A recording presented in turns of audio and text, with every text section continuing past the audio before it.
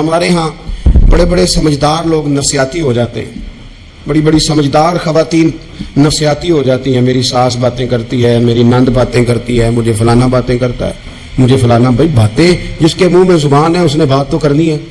اب آپ نے کیوں یہ دعویٰ کر لیا ہے کہ آپ اتنے اونچے چلے جائیں کہ آپ کو بات ہی کوئی نہ کرے؟ کیا حرج ہے اس میں؟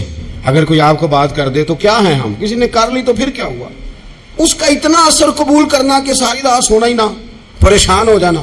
اور بعض لوگ ایسے ہیں جنہیں اتنی باتیں نہیں ہوتی جتنی انہیں ٹینشن ہوتی ہے. یعنی وہ دو بندے کونے میں کھڑے ہیں تو میری ہی بات کر رہے ہیں. او بھائی وہ اتنا اہم نہیں ہے، انہیں کوئی اور کام بھی ہو سکتا ہے، تیری بات ہی انہوں نے کرنی. بلا وجہ لوگ سمجھتے ہیں کہ میں بڑا اہم آدمی ہوں، وہاں بھی مجھ پہ تبصرہ ہو رہا ہے، یہاں بھی ہو رہا ہے. اس پہلو سے باہر آئیں، اس کمپلیکس سے نکل آئیں. ابن حزم کہتے ہیں کہ مصر میں ایک تاجر بڑا کامیاب ہو گیا تھا، بڑا کامیاب تاجر ہو گیا. تو زندگی میں جتنے لوگ بھی کامیاب ہوتے ہیں ان سے حسد ہوتا ہے، اس سے بھی اس کے ارد گرد کے لوگوں نے حسد شروع کیا. اب تاجروں نے پلاننگ کی کہ اسے خراب کیسے کرنا ہے. وہ ایک دن اپنے گھر سے نکلا، سفید کرتا سفید پگڑی باندھ کے باہر. اب 5-6 لوگوں نے پہلے سے منصوبہ بندی کی ہوئی تھی. ایک صاحب اسے ملے، کہنے لگے ماشاءاللہ آج تو سفید کرتے پر سبز امامہ، سبز پگڑی بڑی ہی اچھی لگ رہی ہے. تو ہنس کے کہنے لگا لگتا ہے آپ سو کے اٹھ کے آئے ہیں، پگڑی تو میری سفید ہے. اس نے کہا چلو پگڑی تو سبز ہی ہے، باقی آپ نہیں مانتے تو آپ کی مرضی. وہ آگے بڑھا تو اب کیونکہ پلاننگ تھی تو ایک شخص اور ملا. اس نے کہا کیا بات ہے، سفید کرتے پر آپ کا پیلے رنگ کا امامہ کیا جچتا ہے. اس نے کہا یار تو خدا کا خوف کر. ہنس کے کہا کیا ہو گیا، تیری اینک کا نمبر تو نہیں تبدیل ہونے والا ہوا؟ اور بھائی میں نے تو سفید کرتا اور سفید ہی امامہ باندھا ہے.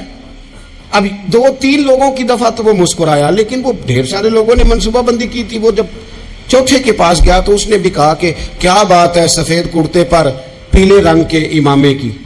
اس نے کہا پیلا کہاں ہے. اب وہ غصے ہونے لگا. اب وہ چھٹے کے پاس گیا تو اس نے کہا جناب کیا بات ہے سفید کرتا اور کالا امامہ. اب وہ غصے میں اتنا باولا ہوا کہ پہلے ہنسا پھر رویا، پھر اسے سمجھ نہ آئی کہ دکان کا تالا کس چابی سے میں نے کھولنا ہے. بس وہ شام ہوئی تو اس بیچارے کو بچوں نے روڑے مارنے شروع کر دیے. وہ اتنی تکلیف میں آ گیا کہ لوگ اسے پاگل کہنے لگے. کیوں؟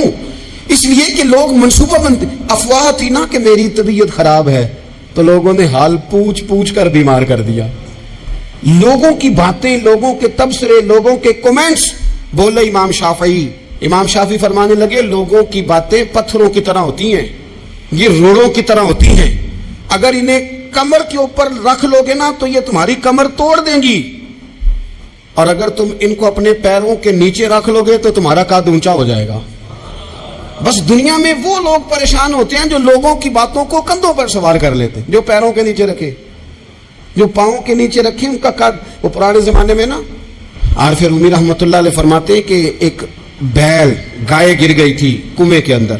تو اب وہ لوگ اس کو نکال تو نہیں سکتے تھے، تو انہوں نے اس طرح کیا کہ مٹی ڈالنی شروع کر دی کہ اب بدبو آئے گی، پریشانی ہوگی، تو اس کو بند کر دیتے ہیں اندر ہی کنویں کو. کنواں نئی جگہ پہ کھود لیتے ہیں. انہوں نے جب اس کے اندر مٹی ڈالی نا تو وہ گائے جو تھی وہ مٹی جھاڑ کے تو مٹی کے اوپر آ گئی. انہوں نے پھر مٹی ڈالی تو وہ تھوڑی اور اوپر آ گئی، اور مٹی ڈالی تو اور وہ مٹی ڈالتے گئے اور گائے وہاں سے کنویں سے باہر آ گئی. لوگوں نے دفن کرنا چاہا، وہ باہر نکل آئی. اور میرے بھائی لوگ بھی اپنی باتوں میں دفن کرنا چاہتے ہیں، لیکن یاد رکھنا جو چمکنے والے تھے وہ چمکتے ہی رہے. جن کو اللہ نے عزت دی تھی ان کی گھٹائی کوئی نہیں سکا. اتنی لمبی زبانیں کھول کے لوگوں نے صحابہ کے بارے میں باتیں کی، لیکن سورج چمک رہا ہے صدیق اکبر کی شان کا.